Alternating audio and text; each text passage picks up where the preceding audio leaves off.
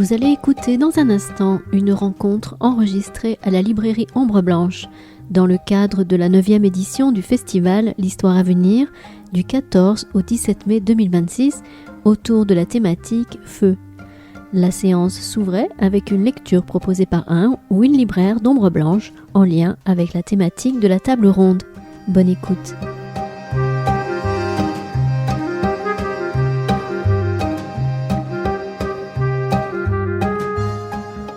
Bonjour, bienvenue.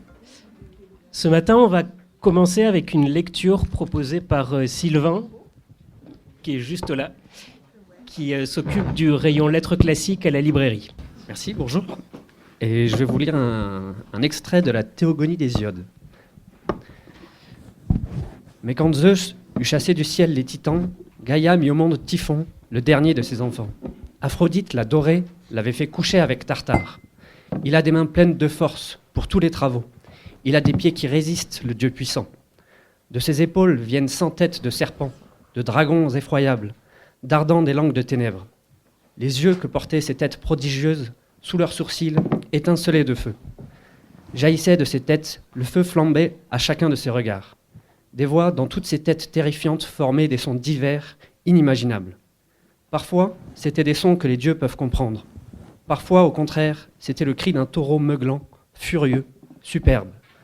Parfois encore, celui d'un lion qui ne respecte rien. Parfois aussi, on aurait dit des chiots, étrange merveille. Parfois enfin, il sifflait, et l'écho des montagnes répondait.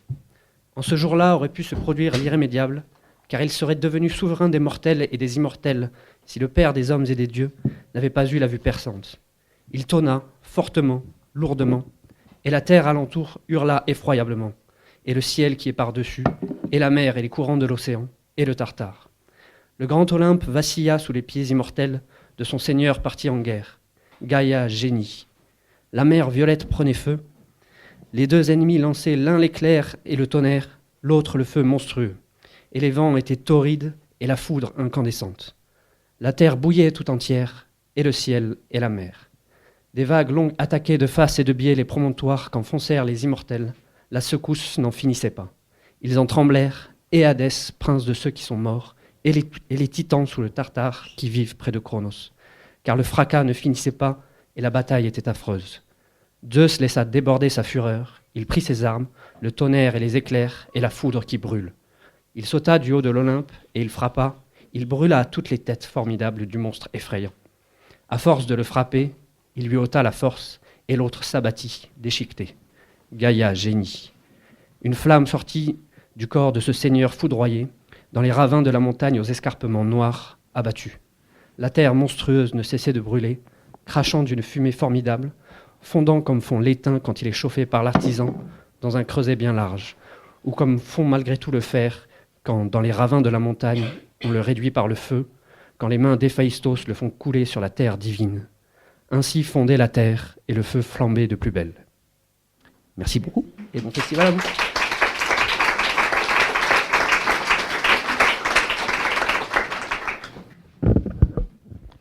Un grand merci pour cette lecture qui nous ramène un peu à la conférence inaugurale pour les personnes qui étaient là hier soir autour d'Hésiode notamment et de la Théogonie puisqu'on a parlé de Prométhée hier soir. Bienvenue en tout cas à toutes et tous ici à la librairie Ombre Blanche pour l'ouverture, même s'il y a eu la conférence hier soir, pour l'ouverture de ce festival L'Histoire à venir, 9e édition, 10e année. Merci vraiment de votre présence. Donc, je m'appelle Adeline Grand-Clément et je fais partie du comité éditorial et scientifique du festival. Et j'enseigne l'histoire grecque. Donc, la lecture de la Théogonie d'Hésiode m'a particulièrement intéressée. Je vais simplement vous rappeler le thème d'aujourd'hui et l'inscrire dans la thématique qu'on a choisie, feu au pluriel. Il s'agit de réfléchir sur le temps très long, depuis la préhistoire jusqu'au très contemporain, et on va parler de ce qui s'est passé notamment l'été dernier dans les Corbières et ce qui s'y passe encore aujourd'hui. Et la rencontre qu'on va avoir parle de choses aussi très contemporaines. Sur ce temps long, on a voulu examiner la manière dont se sont tissés des rapports complexes entre les sociétés humaines et le feu sous toutes ses formes, que ce soit un compagnonnage agréable ou désagréable, qu'on essaye de contrôler le feu, que le feu se rappelle à nous et soit incontrôlable, un peu comme dans ce qui se passe au moment de la bataille qui met en scène Zeus et dont on a entendu quelques échos tout à l'heure. Cette thématique sera déployée avec plein de rencontres, plus de 80 rencontres dans différents lieux. Le programme existe sous format papier, vous l'avez peut-être déjà eu, il y en a des exemplaires à l'entrée. On le retrouve également sur Internet. Je pense qu'il ne me reste plus qu'à vous présenter la personne qui va modérer cette rencontre autour de la Terre brûle, cette question feu et réchauffement climatique, question du Pyrocène, dans lequel on est entré, enfin on pourra en discuter. C'est Thibaut Sardier qui est journaliste à Libération, qu'on remercie aussi d'animer la rencontre aujourd'hui. Je vous laisse donc en compagnie de nos invités qu'il va présenter. Merci encore à vous.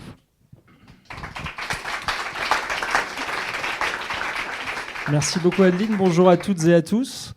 Alors ce matin on va plutôt être du côté du compagnonnage compliqué, destructeur, puisqu'on va parler de feu, de grands feux, de méga feux, de feux extrêmes. On parlera de la différence entre tous ces termes et de la difficulté parfois de les définir assez vite.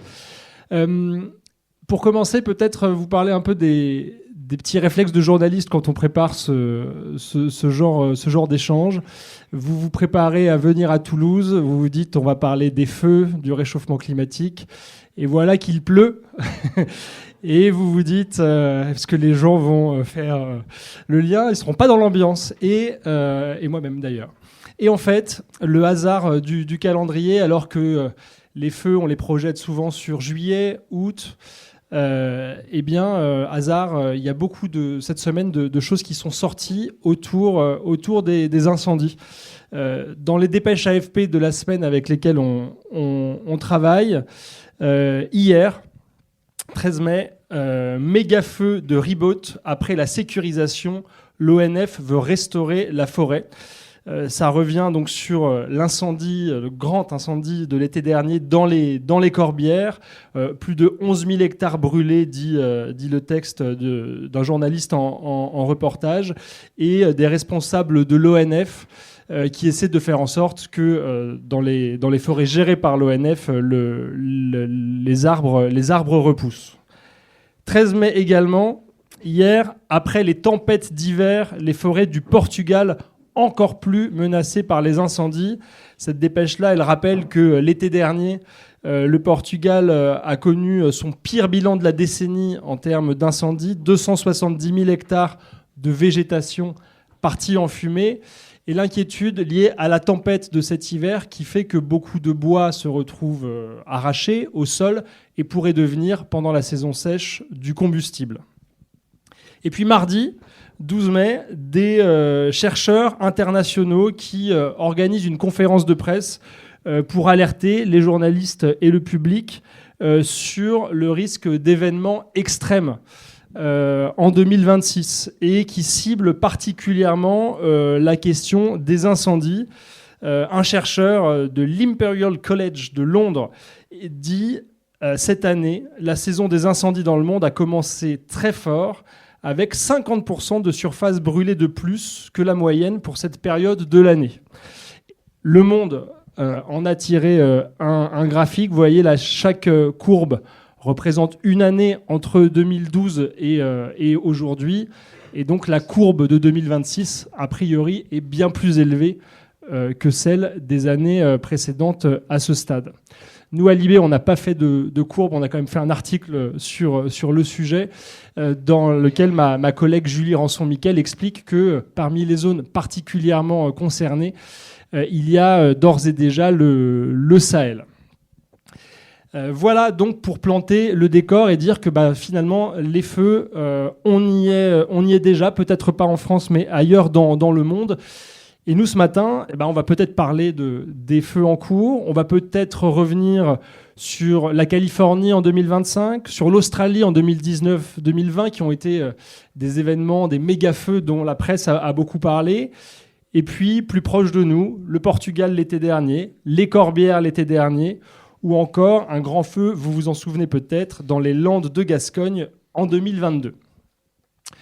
Je vais faire vite pour terminer cette introduction et dire que finalement la question qu'on va essayer de se poser pendant l'heure qui vient, c'est qu'est-ce que ces feux nous disent du réchauffement climatique, mais aussi peut-être, on va voir comment ça s'articule, qu'est-ce qu'ils nous disent de notre rapport aujourd'hui à la forêt et à l'aménagement du territoire et comment ces deux questions se lient.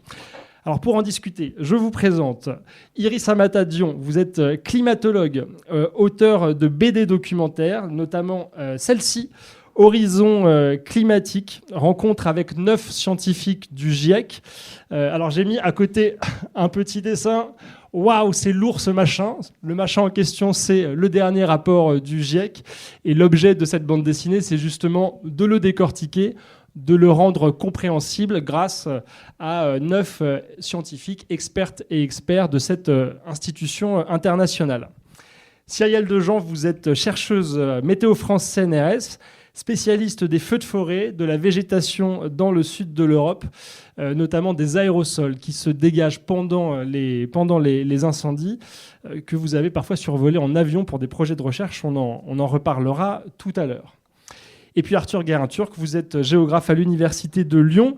Votre thèse porte sur la forêt de la Teste de Buch, près du bassin d'Arcachon, qui, et ça vous ne l'aviez pas prévu en commençant votre thèse, a subi un incendie en 2022. Et donc, depuis, vous travaillez sur les risques de feux de forêt et l'aménagement du territoire post-incendie, notamment dans les Corbières, pas si loin d'ici. Alors voilà, j'ai balayé déjà beaucoup de feux très différents, certains qui sont en cours, dont on ne sait pas très bien finalement, peut-être encore quelles en sont les causes ni les effets. J'ai prononcé un mot, méga-feu, j'ai parlé de feux extrêmes, d'incendie tout simplement. J'aimerais qu'on revienne un peu sur ces mots-là avec vous. Allez, je vais faire simple pour commencer. C'est quoi un méga-feu ? Et est-ce que ça vous semble pertinent d'utiliser ce terme pour décrire les feux d'aujourd'hui comme s'ils étaient différents, très différents de ceux du passé ?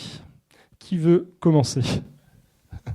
Cyrielle Dejean. Si vous voulez. Bonjour, bonjour à tous. Ouais, je peux commencer. Donc c'est vrai que c'est vraiment important de commencer par la définition. Et c'est un vrai sujet aujourd'hui dans la communauté de recherche scientifique. Qu'est-ce qu'un feu extrême, qu'est-ce qu'un méga-feu ? Et c'est encore en débat. Donc aujourd'hui, on parle plutôt dans la communauté scientifique de feu extrême. Le terme méga-feu, il n'y a pas vraiment de définition exacte. Ce qu'on essaye de faire, c'est de trouver des critères définissant ce qu'est un feu extrême. Et pour ça, on essaye de se baser sur des observables. Parce qu'en fait, un feu dit extrême, on peut dire que ça vient de sa taille, de son intensité, mais également de ses impacts. Est-ce qu'un feu extrême, c'est un feu qui fait beaucoup de morts ? Est-ce que c'est un feu qui va avoir beaucoup de dégâts sur les biens, sur les infrastructures ? Vraiment, c'est une vraie question. Donc aujourd'hui, la communauté essaye de donner 3 critères et se base donc sur des observables qui sont la taille des feux, leur intensité et leur vitesse de propagation. Parce que ces 3 critères sont des observables. Et pourquoi ces critères-là ? Parce que derrière, ce qui se cache, c'est que quand un feu se propage très vite, est très intense et impacte de grands territoires, en fait, les moyens de lutte ont du mal à les éteindre. Ils connaissent un effondrement et du coup, c'est là où les impacts deviennent très grands. Donc aujourd'hui, la communauté scientifique essaye de se baser sur ces 3 critères. Donc on parle plutôt de feux dits extrêmes plutôt que de méga-feux qui a un terme un peu plus peut-être journalistique, mais pas tant scientifique, si je peux me permettre. Alors, Arthur Guérin-Turc, non, mais il n'y a pas de problème. Arthur Guérin-Turc, est-ce que malgré tout, vous l'employez ce terme de méga-feu ou pas du tout ? C'est un terme à proscrire, justement. Ça dépend avec qui je mange. Ça dépend. Donc voilà, si je suis reçu dans un colloque scientifique, je vais être poli et je vais parler en effet de feux extrêmes. Mais en soi, quand je vais en forêt landaise ou dans les corbières, en fait, les gens parlent du grand feu, du méga feu. Et c'est vrai que le terme de feu extrême, en fait, est plutôt utilisé par les scientifiques. Bon, après, je rejoins tout à fait ce que tu as dit sur, en effet, comment on définit un feu extrême. On peut aussi le définir, dire que un feu extrême aussi, c'est un feu que les pompiers ne parviennent pas à maîtriser. Je pense que ça peut être aussi une définition, mais en effet, dans la sphère scientifique, il y a plein de débats, de controverses sur la question vraiment du mot. Mais en tout cas, ce qu'il faut retenir, c'est que ce qui se dessine à l'échelle de la planète, c'est qu'on entre dans une nouvelle phase de régime de combustion des feux quand même. Il y a une ampleur qui n'était pas observée il n'y a pas si longtemps. Voilà. Et après, il faut aussi remettre dans le contexte national entre un feu en Californie, en Australie, qui va être appelé méga feu. Nous en France, enfin voilà, un feu comme les Corbières ou les Landes de Gascogne, finalement c'est plus tellement méga pour les États-Unis ou l'Australie, qui eux connaissent des feux bien plus importants que nous en France. Alors justement, revenons sur ce point important, le régime particulier et nouveau que vous évoquez. Ça, il faut y revenir un peu dans le détail et peut-être affiner du coup les trois critères que vous évoquiez, Cyrielle Danjean, parce que on peut se dire que des feux, il y en a toujours eu, de tout temps, et que des feux difficiles ou impossibles à éteindre, ça a sans doute aussi été le cas, puisque les moyens techniques de lutte dans les siècles précédents n'étaient pas ceux d'aujourd'hui. Donc, comment penser la singularité des feux d'aujourd'hui ? Et donc, évidemment, est-ce qu'il faut faire rentrer tout de suite le réchauffement climatique comme facteur d'explication ? Alors déjà, quand on parle d'évolution du régime de feu, c'est parce qu'en fait, on se base toujours pareil sur des observables, et notamment des observations depuis les satellites. Il y a des satellites qui permettent de suivre l'évolution des surfaces brûlées.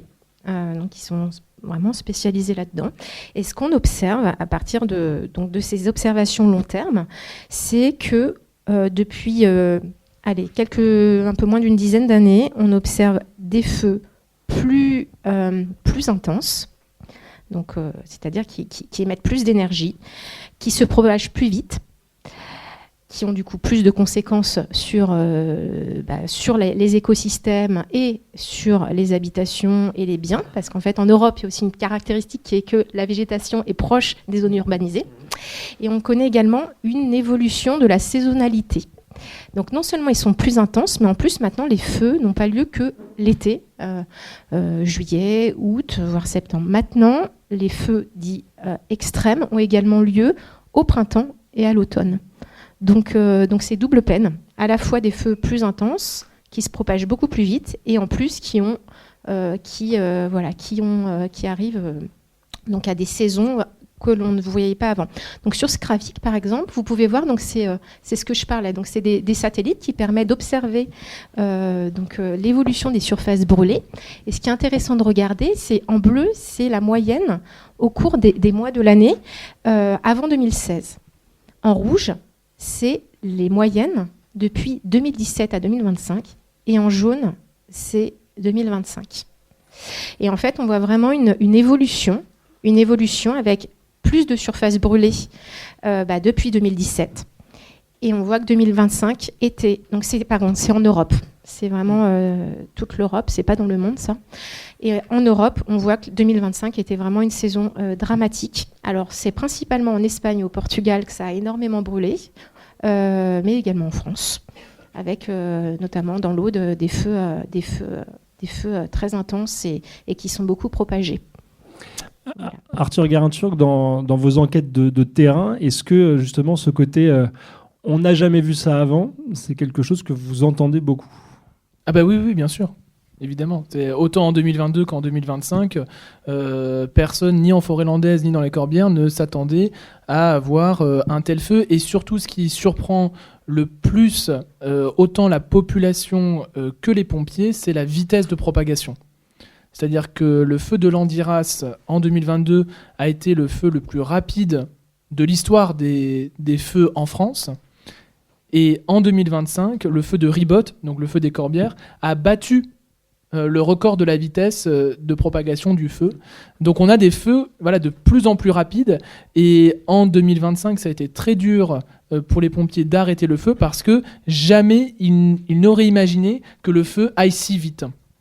Et donc ça s'explique par des paramètres comme le vent, la sécheresse aussi, très importante dans les Corbières, qui peuvent tout à fait s'expliquer. Mais donc les pompiers sont déjà en retard dans leur rapport au feu parce qu'ils font face à des nouveaux feux plus rapides qu'avant. Alors Iris Amatadion, on va essayer de repartir sur une big picture pour comprendre un peu ce phénomène. Donc vous, dans votre bande dessinée, vous décryptez, vous expliquez pourquoi le GIEC et comment il établit ses rapports. Déjà, est-ce que vous pouvez essayer de nous dire un peu les événements extrêmes comme ces incendies dont on parle? Est-ce que c'est un objet directement d'analyse pour les experts du GIEC? Ça se trouve où, les feux, dans le rapport du GIEC? Merci, bonjour à tous et à toutes. Juste très rapidement, le GIEC, je ne sais pas si c'est vraiment clair pour tous et toutes, du coup c'est le groupe intergouvernemental d'évolution sur le changement climatique. Et du coup, c'est un groupe de recherche de plus de 800 scientifiques du monde entier qui font des synthèses de plus de 40 000 publications qui sortent par année sur le changement climatique. Ils font ces synthèses dans des rapports qui font 4000 pages. Et après, ils font des rapports de synthèse à destination des décideurs politiques. Et du coup, dans ces rapports, effectivement, on traite de tous les sujets en lien avec les dérèglements climatiques, dont la question des extrêmes. Un des résultats principaux là-dessus est... C'est corrélé avec ce que disait Cyrielle, mais c'est qu'on observe une augmentation à la fois en fréquence et en intensité des extrêmes de chaleur. Donc ça veut dire qu'il y a de plus en plus d'événements extrêmes de chaleur comme des canicules, plus en plus fréquents et de plus en plus intenses et de plus en plus longs. Et donc là, ça revient aussi à cette histoire de saisonnalité des feux, où on observe des feux plus tôt dans le printemps, plus tardivement à l'automne. Je sais pas, non, je l'ai pas mise la figure sur les extrêmes. Et ça c'est une adaptation d'une figure des warming stripes, donc qui montre l'évolution de la température depuis l'ère pré-industrielle, des anomalies de température depuis l'ère pré-industrielle à aujourd'hui, avec à la fin 5 grands scénarios dont on pourra reparler. Et je voudrais juste rebondir parce que là c'est une figure de vulgarisation scientifique, donc on traduit un graphique en un schéma pour toucher le lecteur et son émotion. Et en fait, je voudrais rebondir par rapport à cette question de méga-feu ou de feu intense et feu extrême et le vocabulaire scientifique. Parfois, ça vaut le coup en fait de traduire un jargon scientifique en un mot un peu plus simple qui touche plus profondément le grand public ou le public, parce qu'on peut rentrer aussi dans des phases un peu parfois de déni où on se dit bon bah ça va jamais arriver ces feux-là chez nous, ou alors même quand c'est arrivé on s'est dit bon c'était qu'une seule fois et puis c'était exceptionnel, alors que dans les rapports du GIEC on voit que ça va être de plus en plus fréquent et de plus en plus intense. Et donc ce vocabulaire parfois il est important aussi de l'adapter pour vraiment qu'on se l'empare en tant que citoyen et qu'on se dise ok c'est des méga feux et c'est fréquent. Donc parfois se jongler entre deux vocabulaires ça peut être utile. Alors du coup, je rebondis là-dessus avec une des premières figures, un des premiers grands dessins, on va dire, de la BD, c'est celui-là.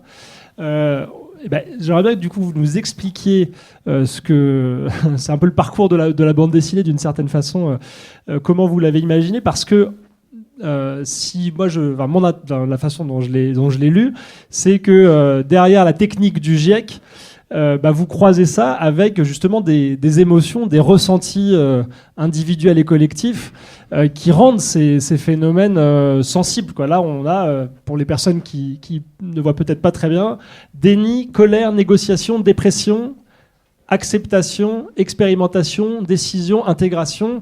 Finalement, voilà, on se sent concerné grâce à ce dessin, d'une certaine façon, par ce discours scientifique. C'est une courbe qui est inspirée des travaux de Johanna Massy ou encore Pablo Servigne s'en sert, et qui s'appelle la courbe du deuil et qui décrit l'état émotionnel d'une personne. C'est une courbe théorique. Donc c'est l'état émotionnelle d'une personne suite à un choc. Et donc là, en l'occurrence, c'est un choc, on apprend quelque chose comme en lien avec le dérèglement climatique. Et généralement, les phases émotionnelles qui peuvent suivre, c'est de passer par des phases de déni, on ne veut pas y croire, des phases de colère, on est extrêmement en colère que ça arrive, de négociation, on va essayer de trouver des petites solutions pour se dire qu'en fait, c'est réglé. Et puis finalement, on réalise que c'est trop grand le problème et on va rentrer dans des phases un peu d'anxiété. Aujourd'hui, on parle de solastalgie pour éco-anxiété. C'est, par exemple, peut-être Cyrielle, peut-être vous, ça vous arrive vous aussi, mais moi j'ai des collègues de climatologues qui sont partis en arrêt de travail pendant plus de 6 mois pour cause de solastalgie. Vraiment, c'était des palpitations dans le cœur à force de travailler quotidiennement sur ces thématiques-là. Et en fait, cette courbe, ce qui est intéressant, c'est qu'elle ne s'arrête pas là et que la phase d'après, c'est l'acceptation. On accepte qu'il y a un dérèglement climatique. Puis l'expérimentation, on va essayer de trouver, expérimenter différents types de solutions, prise de décision et intégrer tout ça dans un mode de vie. Et cette courbe, elle peut s'adapter aussi à la thématique traitée aujourd'hui.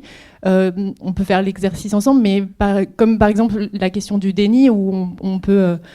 ou celle de la colère, simplement, on peut être en colère envers ceux qui ont déclenché les feux, parce qu'il me semble que la plupart des feux sont déclenchés d'origine humaine, mais le dérèglement climatique, lui, juste amplifie la propagation des feux. Et dans toute la phase d'acceptation ou même de dépression, on peut se dire comment, une fois que ça nous est arrivé, il y a des stress post-traumatiques, etc., où les populations sont relocalisées ailleurs. Et puis il y a toute cette phase d'adaptation dont on parlera peut-être tout à l'heure aussi, qui serait plutôt d'atténuation et d'adaptation, sont les 2 termes employés dans les rapports du GIEC, qui serait plutôt dans la phase croissante de la courbe. Dans le rapport du GIEC, est-ce que vous pouvez, vous l'avez déjà un petit peu dit, mais revenir sur cette question de l'évolution des extrêmes de chaleur et de précipitation, et quelles sont les projections futures pour qu'on comprenne bien aussi comment se fait ce lien entre chaleur, sécheresse et donc du coup risque de multiplication de ces incendies. Oui, si tu veux. Si tu veux. Par rapport aux projections futures, en science, on établit plein de scénarios où on imagine des scénarios socio-économiques divers. Et dans les rapports du GIEC, on résume ça en 5 grands scénarios qui justement sont basés sur si on s'adapte ou si on atténue les émissions de gaz à effet de serre ou si on s'adapte au changement climatique. Et par exemple, le scénario le plus optimiste, celui qui nous amènerait à 1,5 degré en 2100, c'est celui où on s'adapte le plus et en même temps on atténue le plus. Par contre, un scénario le plus pessimiste, je ne sais plus si c'est beaucoup d'atténuation mais pas du tout d'adaptation, ou aussi beaucoup d'adaptation et pas beaucoup d'atténuation. Ça veut dire on va décider de ne pas changer nos modes de vie, donc on n'atténue pas les émissions de gaz à effet de serre, mais on s'adapte, on crée des barrières anti-feu, on crée des patrouilles pour des flottes aériennes systématiquement présentes. Ça c'est beaucoup d'adaptation. On relocalise toute la population ailleurs, ça c'est de l'adaptation. Mais par contre, on ne change pas du tout nos modes de vie et on continue à émettre plein de gaz à effet de serre, etc. Ça, c'est des scénarios catastrophiques parce qu'en fait, ça revient à amplifier les dérèglements climatiques, et notamment le lien avec les forêts. C'est que ce qu'il ne faut pas oublier, c'est que les forêts sont un puits de carbone, et donc il y a 2 grands puits de carbone, c'est-à-dire que les émissions de gaz à effet de serre anthropiques, celles qu'on émet dans l'atmosphère ou même naturelles, qui s'accumulent dans l'atmosphère, elles vont être absorbées par 2 grands puits, donc la végétation et les océans. Et tout ce qui n'est pas absorbé, ça va faire gaz à effet de serre et ça va amplifier la température et les dérèglements climatiques. Et or, si la végétation est réduite par des feux de forêt, d'un côté, les puits sont réduits, donc ça absorbe moins, et d'un autre côté, la végétation, elle émet, une fois qu'elle brûle, elle émet plein de carbone, et donc ça en amplifie encore plus les gaz à effet de serre dans l'atmosphère. Voilà. Alors les émissions, on va en parler tout à l'heure, Cyril Danjean, mais je voulais reparler avec vous un petit peu de la sécheresse. Parce que vous aussi, vous dessinez. Et vous avez notamment, en préparant l'échange, proposé ce dessin pour souligner l'importance d'étudier ces liens entre l'état hydrique des sols, donc la sécheresse dans les sols, et la végétation pour étudier les feux de forêt. Alors expliquez-nous pourquoi ce dessin et quel est le projet scientifique ou la problématique scientifique qui se trouve derrière. Déjà, je voudrais juste compléter un petit peu pour Bien cette sûr, histoire de changement climatique et de feu. Alors aujourd'hui, la littérature récente indique, donc il y a des modèles de climat. Les modèles de climat permettent d'estimer, de projeter les températures dans le futur. Et ces modèles indiquent, à l'échelle mondiale, on s'attend à une augmentation d'ici 2030 de 15% des feux de forêt donc dits extrêmes. À l'échelle de 2100, 50%. Par contre, si on s'intéresse à l'Europe, en fait, on s'attend à une multiplication x10 du risque de feu extrême. Alors pourquoi ? Qu'est-ce qui se cache derrière ? Alors en fait, il y a deux choses. Le changement climatique montre qu'on s'attend à l'augmentation des températures de l'atmosphère. Ces températures vont augmenter la sécheresse, le risque de sécheresse. Et qui dit sécheresse dit espèces plus inflammables et donc plus de feux qui vont se propager et qui vont être intenses. Mais il y a aussi autre chose derrière. C'est-à-dire que le changement de température change la végétation elle-même et les feux eux-mêmes change la végétation. Quand il y a des feux, la végétation qui repousse est différente. Elle a tendance à être plus inflammable. Et en Europe, on s'attend à une évolution beaucoup plus importante que dans d'autres régions du monde. Donc c'est pour ça qu'il y a ce résultat, qui est qu'on s'attend en Europe à un risque encore plus important de feux extrêmes qu'ailleurs. Et c'est un petit peu ce lien que je voulais montrer en fait derrière cette figure. C'est-à-dire que donc quand on s'intéresse à ce risque de feu, il faut s'intéresser non seulement donc aux surfaces continentales, alors à l'état hydrique des sols, qui va influencer l'état hydrique de la végétation, qui influence son inflammabilité, qui va modifier le régime de feu. Et on a commencé à l'évoquer jusqu'aux émissions. Parce qu'en fait, donc il y a derrière ces questions de s'adapter par rapport au changement climatique, à s'adapter par rapport au régime de feu, il y a toutes ces questions de gaz à effet de serre, mais également d'aérosols. On en entend un petit peu moins parler. Donc des aérosols, c'est les particules qui sont en suspension dans l'atmosphère. Et les feux émettent ce qu'on appelle des particules qui absorbent le rayonnement, donc qui vont réchauffer l'atmosphère. Et donc en fait, ce qui se passe, c'est que plus il y a de feux dits extrêmes, plus il y a d'émissions de gaz à effet de serre et de particules absorbantes, et plus ces émissions vont réchauffer elles-mêmes l'atmosphère. On connaît une rétroaction. On est parti dans une boucle là.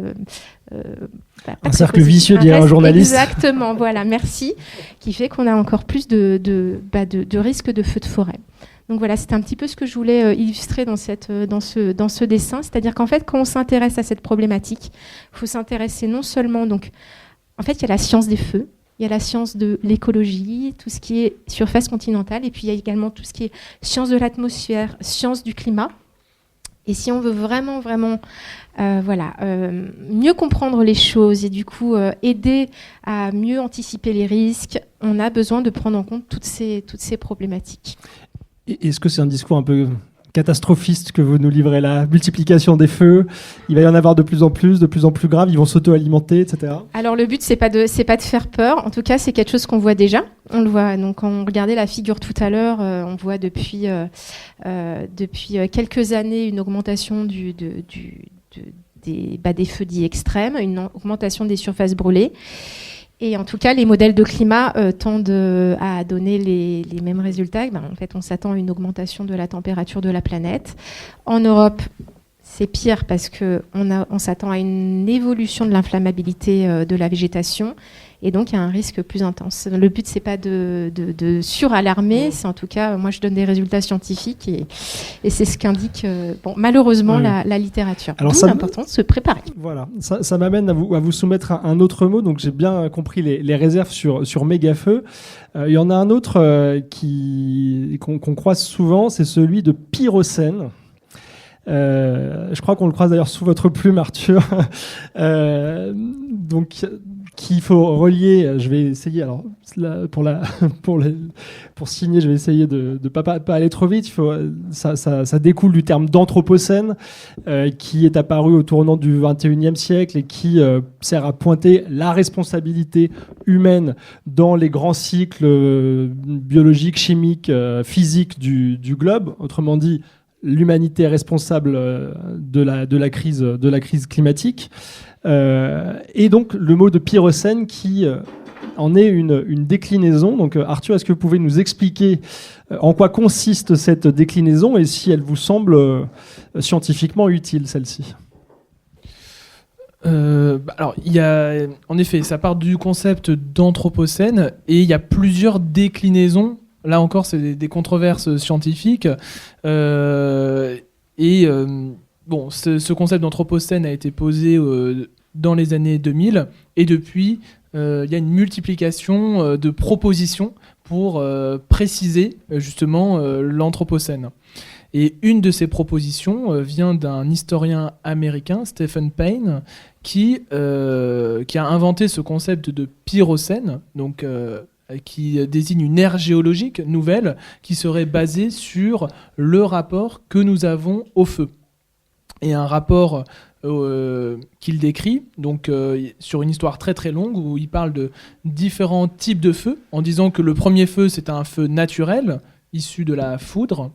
Il dit qu'il y a un deuxième type de feu qu'il appelle le feu anthropogénique. C'est le fait de brûler, par exemple, dans les cultures agricoles ou pastorales, voilà, le fait de brûler de la forêt ou de la broussaille. Et le troisième type de feu, c'est le feu industriel qui émerge au XIXe siècle et qui est le fait de brûler du combustible.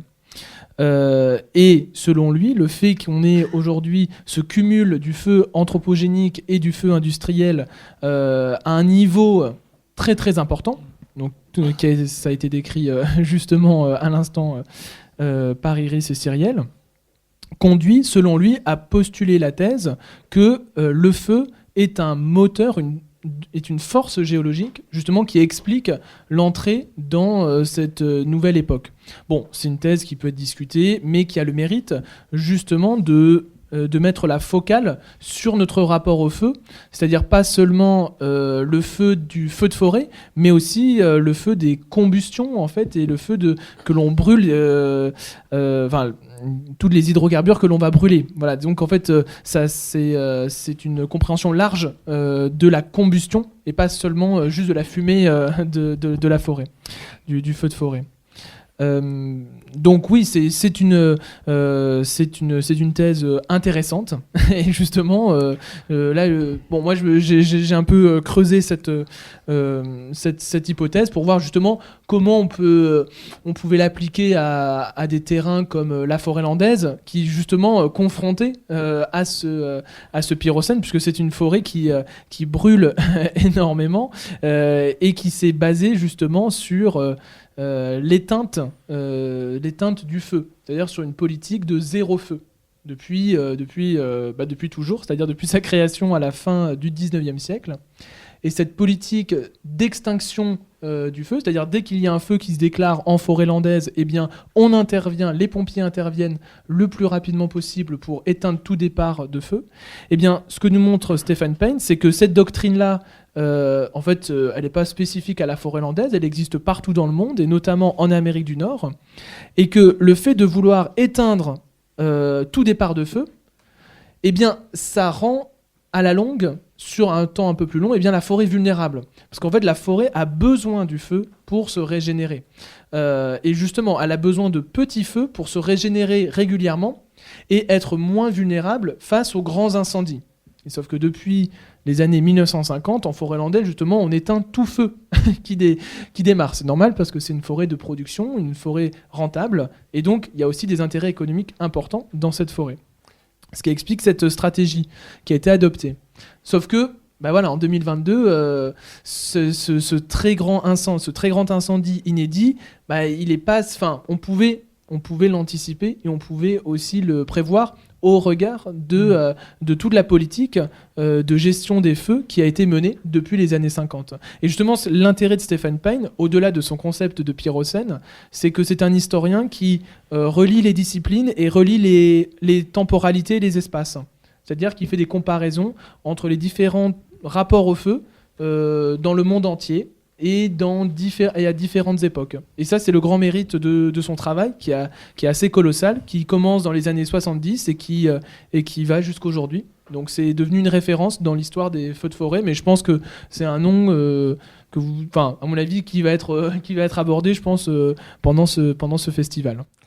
Et alors, puisqu'on en est au mot en scène, vous, pour parler justement aussi de la forêt des Landes de Gascogne, vous aimez bien le mot capitalocène. Désolé d'en rajouter, mais vous allez voir que ça a quand même son importance et que ça permet peut-être aussi de parler un peu de ces beaux alignements d'arbres qu'on voit au premier plan, là où la forêt n'a pas encore brûlé. Donc, pourquoi est-ce que vous utilisez ce mot et qu'est-ce que ça nous dit de la façon dont on cultive la forêt ? Alors, c'est vrai que là, on a beaucoup parlé des sciences de l'environnement, des sciences du climat, qui sont absolument nécessaires pour comprendre justement dans quel monde nous vivons et dans quel monde nous allons. Et pour revenir, ce que tu as montré justement sur la deuxième partie, plus prise de décision, adaptation, il faut aussi voir que la solution, elle est de notre côté et elle est dans l'aménagement du territoire. Et que la forêt landaise est une forêt dite artificielle parce que plantée à la fin du 19e siècle sous décision de Napoléon III, au moment de l'avènement justement du capitalisme français. Et donc c'est une forêt de production et de rente depuis l'origine, qui a connu de nombreuses évolutions vers une forme de productivisme et d'industrialisation. Et donc, cette monoculture de pins maritimes, elle est assez représentative justement de ce qu'a produit autant le capitalisme de la fin du 19e que notre capitalisme plus contemporain.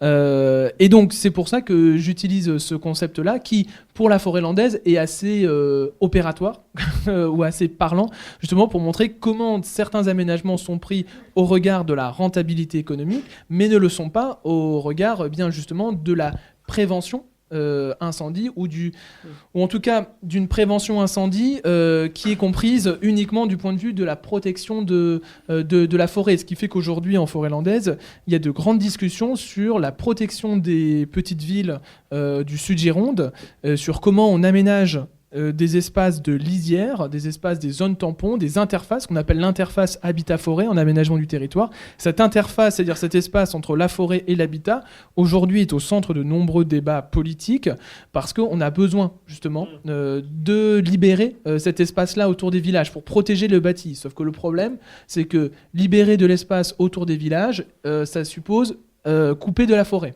Et là, c'est un tabou. Là, on touche un point important, c'est que justement, on a une confrontation directe entre des promoteurs immobiliers et des coopératives et des propriétaires sylvicoles. Et personne, en fait, ne veut reculer. En fait, chacun de son côté. Moi, ce que j'ai observé après les incendies 2022, c'est que tout le monde veut tout le monde est pour l'interface habitat-forêt, mais le promoteur ne veut pas laisser de la place dans son plan d'aménagement du lotissement, et le propriétaire sylvicole ne veut pas reculer, ne veut pas couper ses pins. Donc voilà, les pins, les propriétaires forestiers vont dire c'est les lotissements qui sont construits trop près de nos pins, et donc c'est au lotissement de prendre des dispositions. Et les habitants des lotissements disent non, c'est les pins qui sont plantés trop près des lotissements.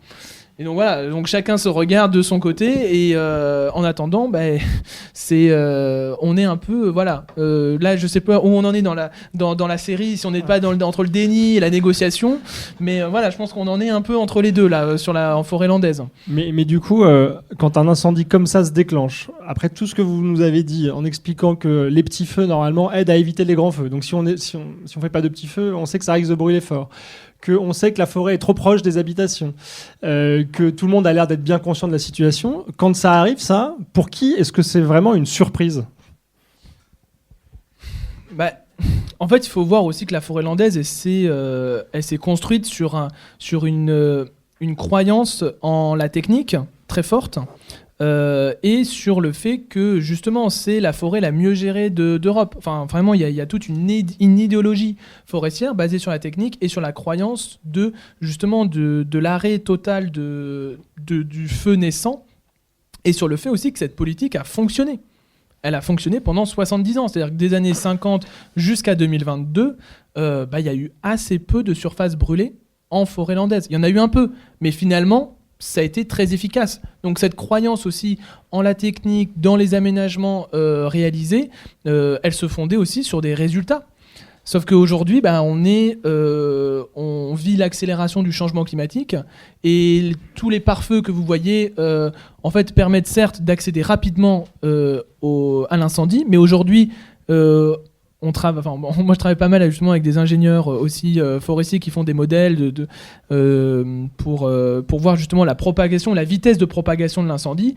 Et nous, on en appelle à fragmenter le massif, justement à couper ces continuités forestières, parce que là, le feu continue à avancer et se nourrit de cette forêt et crée sa propre force et son propre vent pendant l'incendie, parce que rien ne l'arrête et qu'il n'y a aucun espace vacant, aucun espace nu pour l'arrêter. Donc nous, on travaille avec les élus et les collectivités territoriales pour fragmenter ce massif. Mais bon, vous imaginez que c'est très compliqué de trouver justement un terrain de négociation. Vous vouliez rebondir, Iris ?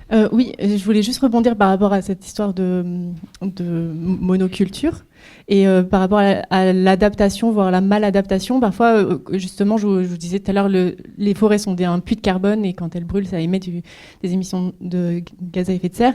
Et une entreprise, dans toute cette histoire de grande machinerie de marché du carbone, peut, si l'entreprise émet beaucoup d'émissions, si elle veut atténuer ses émissions, soit elle arrête son entreprise, soit elle trouve un moyen de compenser ses émissions et elle peut par exemple décider de planter une grande forêt. Et quelque chose qui serait une maladaptation serait par exemple de s'accaparer plein de territoires, disons en Afrique, et de faire une monoculture d'acacia. Et là, en plus de déloger des populations locales, ça crée une monoculture qui, elle, est vraiment pas adaptée au feu, dans le sens où plus la diversité végétale est présente, plus c'est résistant au feu. C'est terrible aussi pour le vivant, la biodiversité végétale et animale de ces forêts.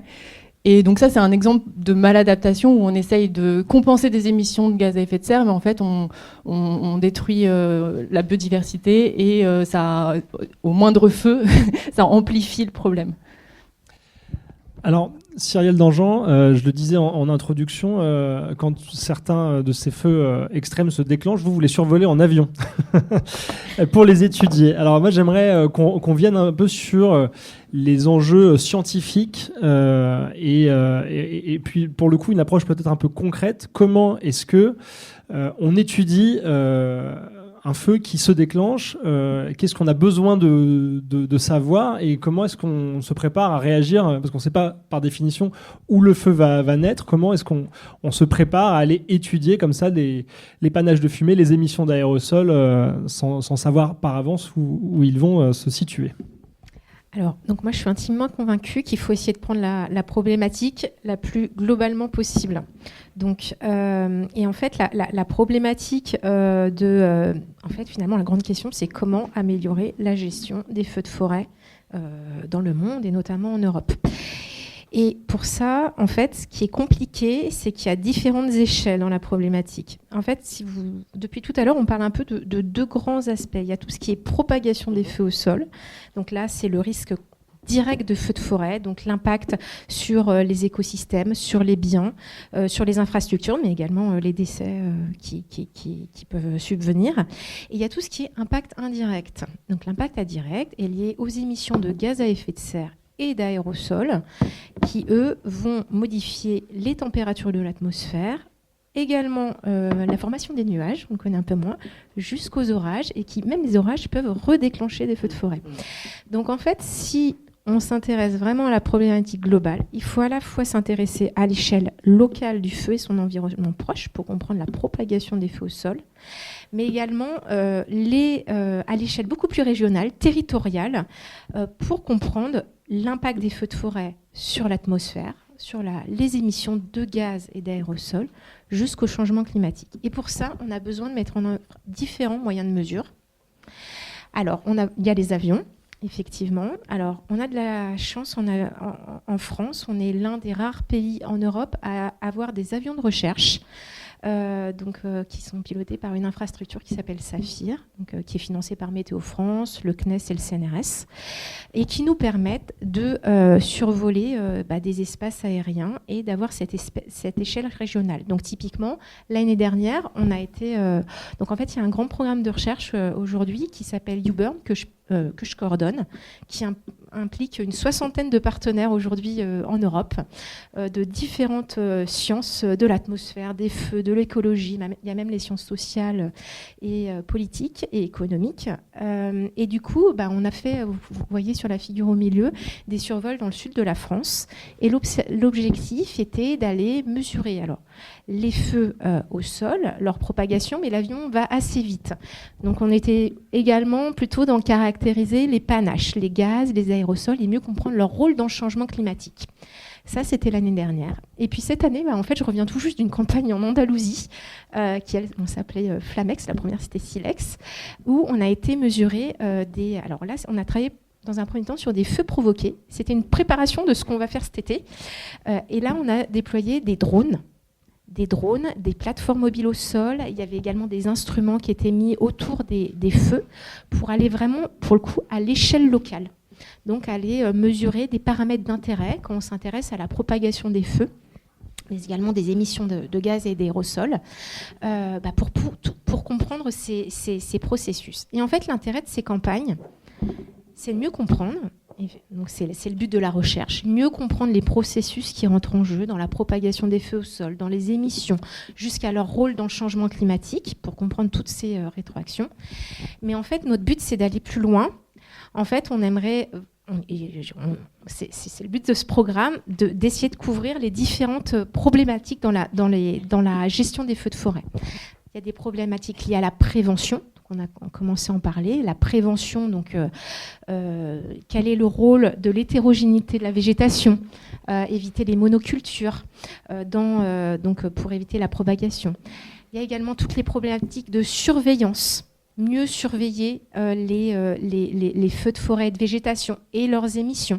Donc typiquement, en fait, on a testé il y a 2 semaines des moyens d'observation qui sont déployés par les centres météorologiques, Météo France. En fait, on a testé des radars qui sont utilisés pour surveiller normalement les précipitations. On s'est rendu compte qu'ils permettaient de surveiller les panaches de feux de forêt. Donc, essayer d'évaluer leurs limitations, etc. De les surveiller pour pouvoir détecter la naissance d'un feu et agir avant qu'il ne se propage, ou une fois que le feu est déclaré vraiment, surveiller son évolution pour lutter. Quel niveau on est dans ce niveau-là, donc sur ces radars, en fait, on s'est rendu compte qu'ils permettaient de surveiller les nuages qui sont émis par les feux de forêt. C'est ce qu'on appelle les pyrocumulus. Et ces pyrocumulus, quand il y a des pyrocumulus, c'est un indicateur de feu extrême. Donc c'est d'une manière indirecte de surveiller ça. Ces campagnes permettent également de tester les moyens satellitaires. Donc j'en parlais au début, il y a des satellites qui permettent de surveiller les surfaces brûlées, mais on a besoin de la recherche, on a besoin de données d'observation à des échelles plus locales avec des moyens perfectionnés pour évaluer ces satellites. Et puis il y a également tout ce qui est anticipation. Le but de ces campagnes, c'est d'avoir des données représentatives de ce qui se passe en Europe. Parce qu'aujourd'hui, jusqu'à présent, il y a des mesures qui ont été faites en Australie, aux États-Unis, en Afrique, mais c'est la première fois qu'on mène des campagnes en Europe pour obtenir des caractéristiques des feux typiques de l'Europe, qui sont différents de ce que l'on s'attend dans d'autres régions du monde, du fait de la diversité de la végétation. Donc derrière tout ça, c'est des développements de modèles, des modèles qui essaient de représenter les équations, qui intègrent des équations physiques qui représentent les processus de l'atmosphère qu'on essaye de comprendre avec ces campagnes. Donc des processus de propagation, des processus d'émission, des processus qui vont faire que les panaches jouent un rôle dans le changement climatique. Donc notre but, c'est de développer des équations qui sont mises dans des modèles et qui aujourd'hui... Alors il y en a qui sont déjà utilisées de manière opérationnelle pour anticiper la propagation des feux. Et voilà, donc c'est un peu le but de ces campagnes. En tout cas, c'est que le début. Donc là, on a déjà fait 2 campagnes. Il y en aura une 3e donc cet été sur des feux dits extrêmes. Alors ça sera en Andalousie. Le but, c'est d'être prêt en 2027, où là, on va essayer de couvrir tous les territoires français, espagnols, portugais, avec des avions, des drones, des plateformes mobiles au sol, différents types de moyens aériens, des satellites, des réseaux d'observation qui vont être mis en place pour mieux comprendre ce phénomène. Arthur, vous avez une question ? Oui, moi j'ai une question. Est-ce que tu as connaissance ou pas de recherches menées sur l'impact des centres sur la santé ? Oui, alors notamment dans le programme UDAM, il y a un gros volet santé. C'est ça, il y a un volet santé sur... On parle depuis tout à l'heure beaucoup, et parce que c'est peut-être notre sensibilité au changement climatique.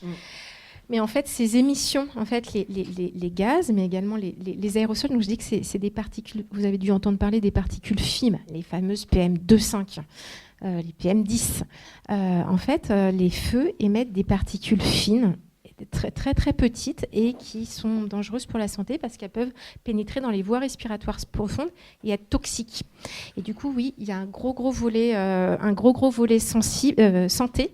C'est pour ça qu'il y a ce gros consortium. L'objectif, c'est qu'en fait, de mieux comprendre les émissions, de mieux les connaître, ça va toucher différentes communautés, la communauté climat, la communauté météo, la communauté santé, pour justement mieux comprendre ces émissions et mieux anticiper les risques. Ouais, parce que les scientifiques de la santé s'intéressent de plus en plus aux incendies. Enfin, moi, je travaille avec des psychiatres sur les conséquences des incendies sur la santé mentale des personnes sinistrées, des personnes qui vivent dans les zones incendiées. Pour l'instant, il y a très peu de choses qui ont été réalisées. Donc voilà, dans les Corbières, en tout cas, on mène une enquête en ce moment sur la santé mentale des personnes sinistrées et les souffrances post-traumatiques de l'incendie.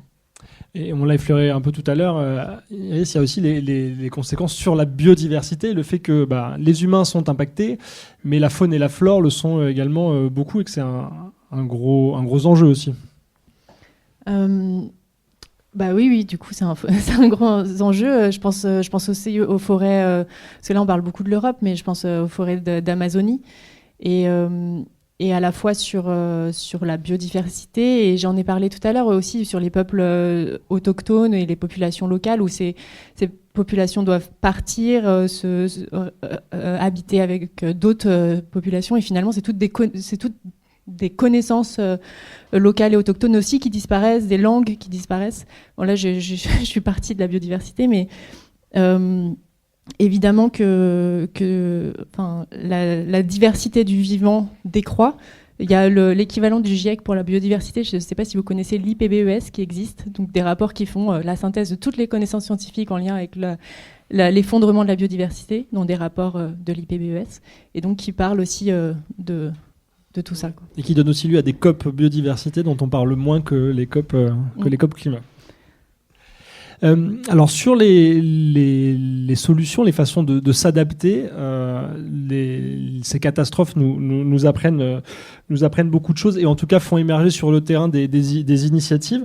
Alors première question, vous avez évoqué à une ou deux reprises la biodiversité, la variété des essences de bois, d'avoir des forêts mixtes.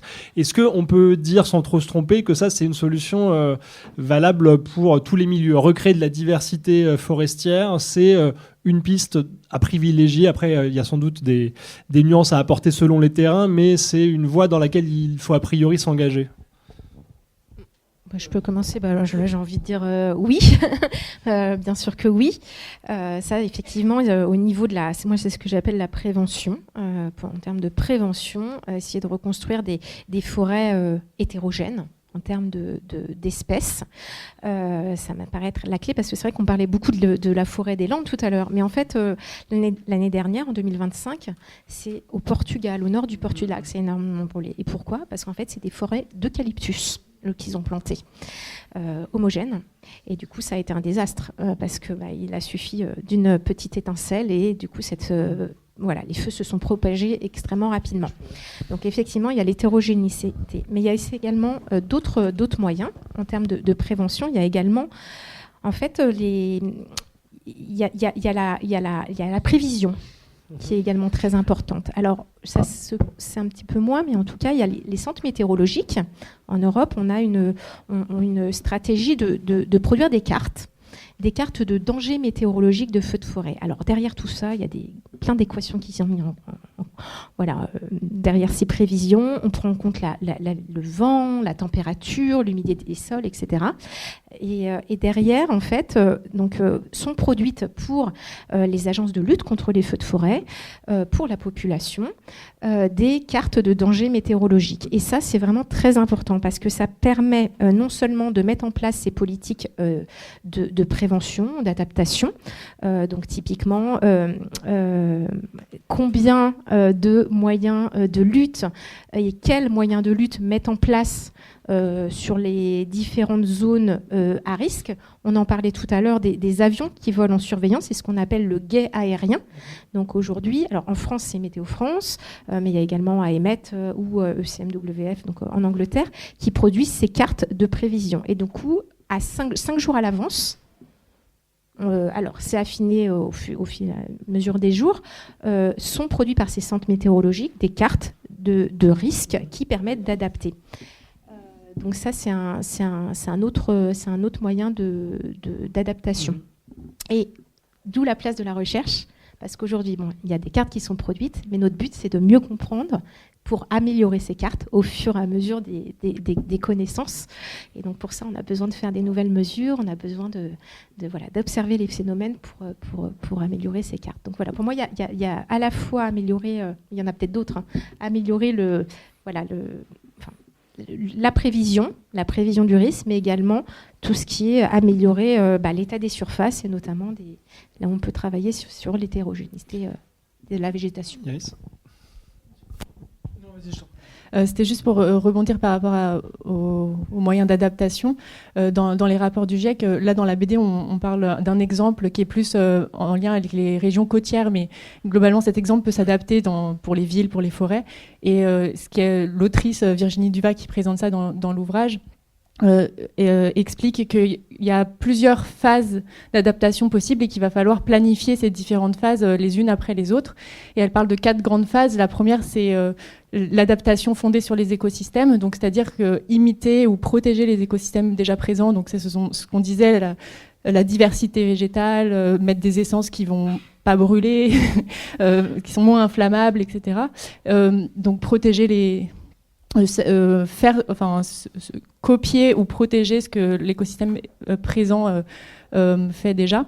Ensuite, le deuxième moyen d'adaptation, c'est la protection lourde. Donc on va faire des grandes barrières anti-feu où on va mettre des infrastructures pour justement protéger des feux ou des infrastructures pour éteindre les feux. Et tout ça, du coup, ça nécessite des moyens des coûts supplémentaires, donc c'est à réfléchir et en amont prévoir ces coûts, etc. Et aussi le problème de ces infrastructures, c'est que ce sont des infrastructures qui vont prendre de la place aussi sur le territoire, à la place des forêts ou à la place des populations, etc. Le troisième cas, c'est l'accommodation. Donc c'est comment on va cohabiter avec les feux, parce que comme je disais, il y en aura de plus en plus, donc il faut accepter ça et comment on va s'accommoder au fait qu'il y ait de plus en plus de feux. Et la dernière étape, c'est la relocalisation. Est-ce qu'on relocalise les populations dans d'autres régions? Et encore une fois, ça pose des questions de coûts. C'est qui est-ce qui va payer pour... est-ce qu'on accepte les populations qui peuvent plus vivre dans leur territoire, sur notre territoire? Et donc là, on parle de réfugiés climatiques. Est-ce qu'on accueille ces populations? Qui va payer pour ça? Qui va payer pour des maisons qui sont plus... on ne peut plus y habiter. Il y a déjà plein de régions où les assurances n'assurent plus les maisons parce qu'elles savent déjà que dans 10-15 ans, en fait, c'est trop risqué. Et donc tout ça, ce sont des questions à prendre en compte en amont et à planifier sur le long terme. Et Et Virginie Duvat, dans l'ouvrage, dit un peu que c'est la première fois dans l'histoire de l'humanité où on doit planifier sur 50 ans tout un tas d'adaptations comme ça, et que c'est pas forcément évident, et que les politiques actuelles le font pas forcément non plus. Et donc il y a toute cette prise en considération. Moi, je me rends compte qu'on a oublié de parler de quelque chose aussi dans l'adaptation, c'est tout ce qui est feu provoqué. En fait, J'avais pas oublié. Oui, moi aussi, qui est assez centrale en Europe. En fait, la stratégie d'adaptation, de prévention n'est pas la même dans le monde en fonction des continents. Et typiquement en Europe et en France, on a une grosse politique de déclencher des feux l'hiver, l'automne, en prévention des feux plus intenses qui auraient lieu l'été. Et du coup, ça m'amène un petit peu à la première figure qui était montrée au tout départ. Là, on voit une amplification en 2026 les graphes c'était ta figure, c'est pas grave. Où on voit en 2026 que se passe-t-il. Il y a énormément de feux de forêt là, des surfaces brûlées très très fortes cette année. Alors c'est dans le monde, donc il y a nuancé. Il y a à la fois l'hémisphère nord et l'hémisphère sud. Donc là il y a aussi peut-être des feux australiens qui ont commencé. Mais il faut faire très attention quand on regarde sur ces graphiques. J'ai vu passer un petit peu là dans des journaux. Attention, il y a déjà beaucoup de surfaces brûlées cet hiver et début du printemps en Europe. Alors il faut faire attention parce que derrière, ce qu'on voit, c'est en fait des surfaces de feux qui ont été déclenchées par les pompiers. Donc les pompiers déclenchent des feux, notamment pas très loin d'ici, dans les Pyrénées, pour protéger des zones très inflammables. Donc, par exemple, à l'abord de forêts très, très riches, ils vont déclencher des feux, mais contrôlés, qui vont du coup faire barrière pour l'été quand il y aura s'il y a un feu qui est déclenché dans le coin et qui va permettre de limiter la propagation des feux. Ils brûlent également des espèces qu'on sait être très inflammables.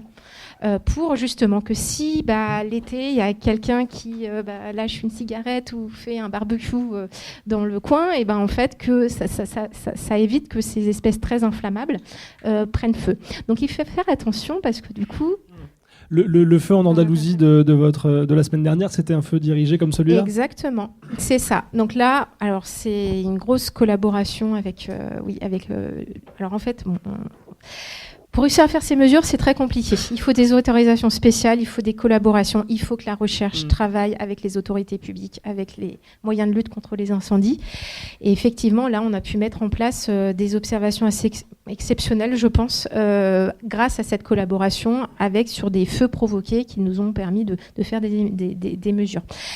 Et moi, c'est vrai que là où j'essaye un petit peu de défendre un aspect, c'est qu'on parle beaucoup de ces feux provoqués pour limiter la propagation des feux au sol. Mais par contre, ce qui n'est pas pris en compte, c'est les émissions de gaz et d'aérosols qu'on ne connaît pas bien.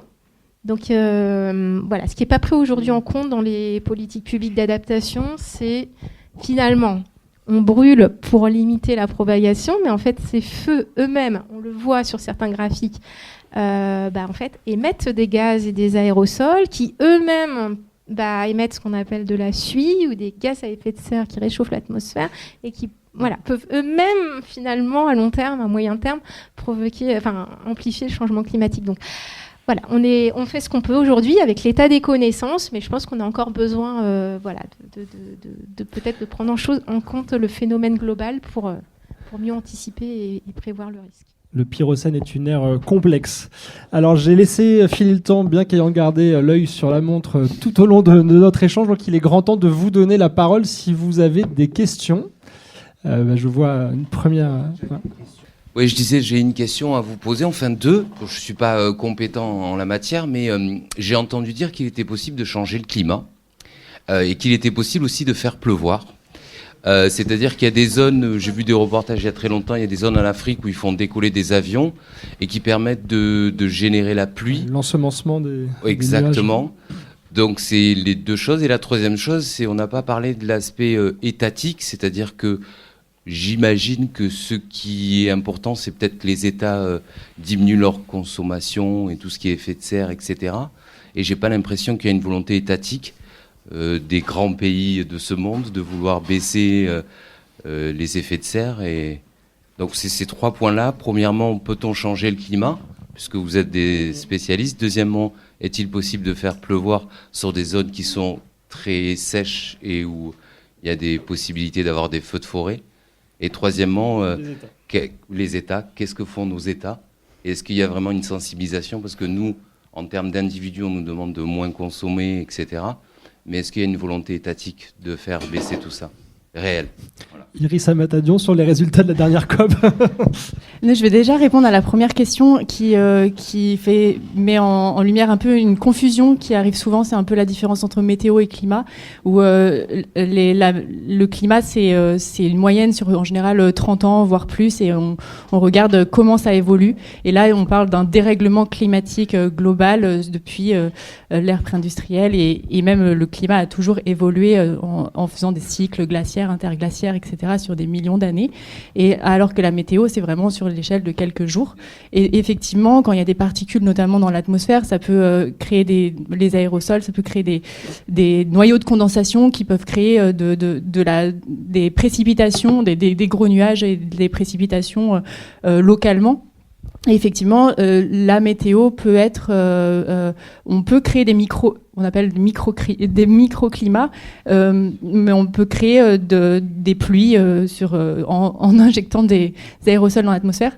Bien sûr, tout ça, ça a des conséquences après parce que les aérosols retombent à la surface, etc. Et du coup, oui, on peut modifier la météo, et oui, on peut modifier le climat. C'est ce qu'on est en train de faire avec le dérèglement climatique actuel, et justement toute la question des différents scénarios futurs, c'est vers quoi on tend en modifiant les émissions de gaz à effet de serre. Donc c'est vraiment 2 choses distinctes et vraiment différentes qui sont importantes à prendre en compte. Et en termes de décisions étatiques, donc là on parlait des COP, on est face à une importance très grande d'une coopération internationale, de prendre en compte les résultats scientifiques, de trouver des solutions de façon urgente. Et le GIEC montre qu'il existe des solutions et qui sont... qu'il est important qu'il existe des solutions, qu'elles s'appliquent dans tous les secteurs d'activité, et qu'il faut changer de façon urgente et drastique tous les secteurs d'activité pour aller dans ce sens-là. Mais par contre, on est face à plein de freins qui sont socio-économiques et politiques. Et du coup, il y a différents acteurs. Il n'y a pas que les acteurs politiques, il y a aussi les acteurs de la société. Il y a aussi... il y a plein d'acteurs qui sont voilà. Si je peux juste rebondir sur le sujet de la géo-ingénierie. Il y a aussi ce qui est compliqué aussi à mettre en œuvre. Donc, la géo-ingénierie, c'est le mot scientifique pour décrire les solutions. Souvent portées par des startups qui promettent justement de régler la crise climatique. Ouais, et en fait, ce qui se passe derrière, c'est qu'on a également énormément d'incertitudes encore sur les conséquences de quand on émet des choses dans l'atmosphère, typiquement des particules. Donc, effectivement, une solution, par exemple, c'est de générer des particules qui vont former des nuages et qui vont précipiter. Et du coup, ça va avoir tendance à refroidir l'atmosphère, la formation de ces nuages. Mais derrière, en fait, on ne connaît pas bien les conséquences. Parce qu'en fait, il faut voir l'atmosphère comme une machine réactionnelle où, en fait, on va émettre une particule, mais qui va réagir avec d'autres composés. En fait, ces nouveaux composés, ils peuvent tout à fait avoir un effet contraire. C'est-à-dire, peut-être finalement, ces nouveaux composés ne vont pas du tout former des nuages, mais par contre, à terme, ils vont peut-être réchauffer l'atmosphère parce qu'ils ont réagi avec d'autres... Et aujourd'hui, c'est pour ça qu'il y a toutes ces recherches en fait, dans le domaine de l'atmosphère, parce qu'en fait, on a encore beaucoup d'incertitudes, notamment dans est-ce que les particules réchauffent ou refroidissent. Bonjour, je suis portugaise, donc le feu, c'est quelque chose qui m'est très sensible. Et il y a dans tout ce que vous avez dit quelque chose qui me manque, mais peut-être, je pense que vous avez un domaine, notamment avec le programme de la campagne Euroburn. Mais c'est le facteur humain des populations qui sont là. Parce qu'en fait, il y a un savoir très ancien d'être avec le feu, de faire du feu, mais aussi de l'éteindre. Moi, je connais des gens qui ont éteint des feux, qui ont travaillé avec les pompiers, parce que souvent, les pompiers, ils mènent du temps à arriver, parce qu'il n'y a pas des pompiers partout, etc. Et à la fois, il y a des mesures de sécurité qui font que tout d'un coup, on interdit les populations. Mais du coup, je me dis, où est en ce moment ce facteur humain ? Est-ce qu'on peut envisager des formations ou des appellations à ces savoirs qui sont des savoirs anciens, qui sont humains ? Voilà. Et après, j'avais une autre question qui était par rapport aux moyens de... C'est très technique. C'est technique. C'est une demande par rapport à la technique. Du coup, au Portugal, il y a beaucoup cette discussion sur les moyens employés pour les incendies. Et j'avais vu que c'était assez controversé l'utilisation des Canadair, parce que justement, quand le feu il est trop fort, en fait, ça ne sert à rien, et moitié de l'eau, elle s'évapore sur le chemin. Voilà. Et à la fois, c'est une machine économique énorme. Donc, c'était un petit peu pour savoir quelle est votre perception sur comment on éteint un incendie. Je peux juste répondre par rapport à la première question, merci. Je ne suis pas du tout spécialiste par rapport au feu particulièrement, mais en tout cas, ça se fait vraiment de plus en plus dans les rapports du GIEC et de l'IPBES dont je vous parlais par rapport à la biodiversité, de faire une synthèse des connaissances scientifiques, mais aussi d'y inclure les connaissances locales et autochtones. Et donc, toutes ces connaissances-là, elles sont vraiment importantes d'être prises en compte, notamment par rapport aux différentes perceptions simplement qu'on peut avoir de la nature et qui sont importantes de considérer avant d'appliquer des règles sur toutes les populations, comme si on avait tous et toutes la même perception du vivant. Et donc ces connaissances-là, elles sont précieuses en effet à partager. Et aussi une des solutions d'adaptation, je pense, qui est fondamentale, c'est de partager la connaissance, que ce soit celle-ci ou juste tout le reste de la connaissance scientifique, le fait qu'il y ait de plus en plus de feux, de plus en plus fréquents, de plus en plus intenses, etc. De faire un travail de communication, de sensibilisation pour que citoyens, citoyennes puissent s'emparer des clés en fait de protection, d'entraide, etc. Et donc c'est important de propager cette information-là. Et aussi à travers ce travail de s'accaparer la connaissance scientifique, il y a aussi de prendre conscience de lutter en fait contre les grands pollueurs de ce monde et contre les manipulations aussi parfois de certains grands pollueurs qui ont des intérêts individuels et personnels qui en fait qui sont contre l'atténuation d'émissions de gaz à effet de serre ou ce genre de choses. Et je pense que dans tout ce partage de connaissances, c'est essentiel. Sur la question des savoirs, des savoirs autochtones, des savoirs locaux, ce qu'on observe dans plusieurs pays européens, mais aussi aux États-Unis, dans les années 70-80, il y a eu une professionnalisation du corps des sapeurs-pompiers, des pompiers, et les populations locales ont été écartées lors des interventions. Moi, je l'ai observé, je l'ai étudié en forêt landaise, mais c'est aussi vrai au Portugal. Et donc, il y a une mise à l'écart, une mise à distance des populations locales qui avaient, comme vous le dites très bien, qui avaient ce savoir-là très ancien d'éteindre et d'aller au feu. Et en 2022, il y a eu des pompiers de la région, mais aussi de toute la France et de toute l'Europe qui étaient là en forêt landaise et qui ne connaissaient pas forcément bien, notamment les forêts dunaires à côté d'Arcachon, qui ne sont pas forcément évidentes parce que les chemins sont très sinueux. Et c'est les populations qui sont montées et qui étaient avec les pompiers pour leur montrer où il fallait aller. Mais ça s'est fait sur le moment. En fait, ça n'a pas été organisé, planifié. Et donc, on ressent, en tout cas moi, ce que j'ai observé c'est que on ressent une très forte attente et un besoin des populations d'intervenir et d'aider les pompiers, parce qu'en effet, ils connaissent très bien le territoire.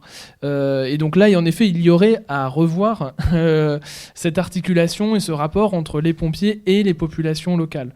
Mais voilà, je vous dis, ça fait 50 ans que justement on a des politiques de mise à distance des populations locales où pendant la lutte, il n'y a que les pompiers qui interviennent et qui ont en quelque sorte le monopole de l'intervention active. Et sur les Canadaires Voilà, c'est tout à fait d'accord. Ouais, sur les Canadaires. En fait, je vais donner l'exemple du Canada. En fait, au Canada, ça fait 2 ans, c'est vraiment assez dramatique la situation là-bas. Ils ont dépassé tous les seuils de surface brûlée, voilà, depuis toujours. Alors, il faut savoir que la politique est très différente chez eux. Chez eux, jusqu'à présent, et ben en fait, ils n'avaient pas du tout la même stratégie qu'en Europe. C'est-à-dire qu'eux, ils n'ont pas une politique de lutte contre les feux de forêt. Chez nous, il y a tout un modèle basé sur on surveille avec des guets aériens et après, dès qu'on voit un feu, on va l'éteindre avec des Canadaires, avec des hélicoptères, etc. Là-bas, jusqu'à présent, ce n'était pas le cas.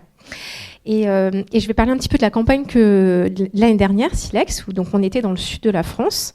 Et moi, j'ai été complètement très étonnée parce qu'en fait, je me suis rendu compte que toute alors ce qu'on appelle la troposphère libre, donc en fait c'est l'atmosphère au-dessus de la zone où on habite, était pendant 3 semaines de mesure tout le temps un panache d'aérosols et de gaz qui venaient du Canada. C'est vraiment très très très élevé. Donc ça veut dire que chez eux des conséquences très très fortes, mais qui nous arrivent après 10 jours de transport en été, on a des couches de panache canadien. Et pourquoi je raconte ça ? C'est parce qu'ils sont en train de changer leur politique. Donc jusqu'à présent, ils n'avaient pas du tout la même stratégie qu'en Europe. Ils ne mettaient pas en place ces réseaux de surveillance et ces moyens de lutte. Et là, depuis 1 an, ça y est, c'est parti. Ils ont changé de politique et ils vont envoyer des guets aériens, ils vont envoyer des moyens de lutte. Parce qu'en fait, aujourd'hui, c'est la seule solution qu'ils ont trouvée pour limiter les dommages liés aux feux de forêt. Donc oui, aujourd'hui on n'a pas une solution, c'est pas on voit un feu, on envoie 15 Canadaires et 10 hélicoptères et ça s'éteint en 2 jours, mais par contre ça évite peut-être que ça dure 1 mois et demi. Ouais. Mais par contre, du coup, techniquement, un Canadair sur un feu extrême, au-dessus des flammes, ça peut être complètement inutile parce que l'eau n'arrive pas sur les flammes ou pas ? Alors attention, il n'y a pas que l'eau, il y a aussi ce qu'on appelle des retardants. Voilà. Alors moi, je ne suis pas spécialisée du tout dans les retardants, l'effet de l'eau, mais par contre, il y a des chercheurs qui travaillent vraiment là-dessus. D'accord. Du coup, combien de Canadiens envoyés, de quelle manière, etc. Mais en tout cas, voilà, de l'autre côté de l'Atlantique, ils viennent de changer leur stratégie. Parce qu'ils se sont rendus compte que c'est plus gérable, que les dommages sont trop importants. En fait, on n'a pas beaucoup parlé d'argent depuis tout à l'heure, mais on estime en Europe le coût des impacts des feux. Alors, si on prend en compte que l'impact sur les surfaces au sol de propagation, c'est 10 milliards d'euros par an en Europe. Et ça ne prend pas en compte les dommages liés à la santé, par exemple. On parlait de la santé mentale, on parlait de la santé physique. Donc, c'est 10 milliards d'euros par an. Donc, en fait... Alors, très rapidement, et juste pour rebondir sur justement la polémique liée aux moyens, en France aussi, il y a des débats sur le fait, notamment dans les régions sinistrées, d'arrêter de tout miser uniquement sur la lutte dans les moyens, ce qui est très important évidemment, mais aussi d'investir dans la prévention. Et là, justement, on a du retard. On a le temps pour une dernière petite question et il faudra aussi une petite réponse. Bonjour, merci pour ces interventions et vos partages de vos connaissances. J'aurais voulu revenir sur la partie prévision-anticipation. Vous avez parlé notamment des moyens dont on dispose, vous avez parlé des moyens aériens et du guet aérien. Je voulais savoir si c'est utilisé surtout pour la recherche ou c'est vraiment des services opérationnels et à quelle échelle, est-ce que c'est de manière systématique ou pas ? Et les moyens satellitaires, vous avez parlé notamment de l'observation des surfaces brûlées. Est-ce que vous utilisez les satellites pour faire de l'anticipation, c'est-à-dire peut-être évaluer l'état des sols, l'état d'humidité des sols ou la sécheresse, voire peut-être dans un futur proche ou lointain pour aider dans la détection des départs de feu ? Alors, je vais essayer de faire répondre ce cours, ça c'est une question riche. Alors le guet aérien, c'est utilisé en opérationnel aujourd'hui. Le guet aérien, c'est mis en place par les politiques publiques.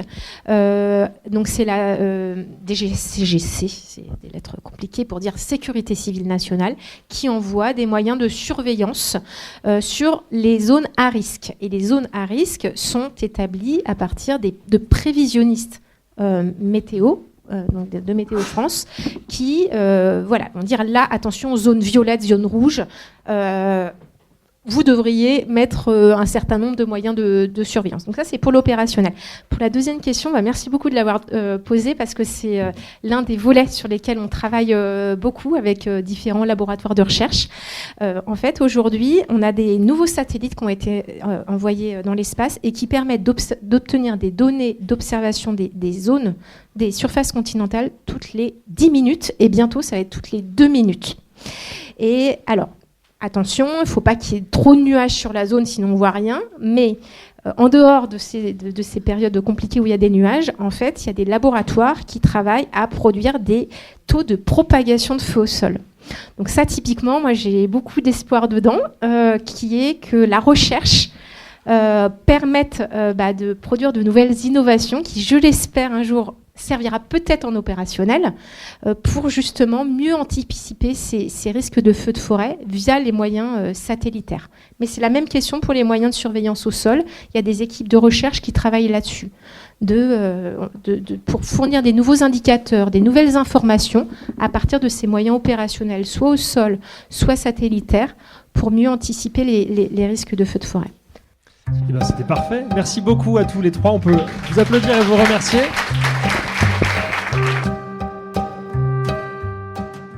Vous venez d'écouter à l'instant une rencontre à la librairie Ombre Blanche lors de l'édition 2026 du festival L'Histoire à venir, organisé par l'Université Toulouse Jean Jaurès, le Théâtre Garonne, la librairie Ombre Blanche et les éditions Anacarsis.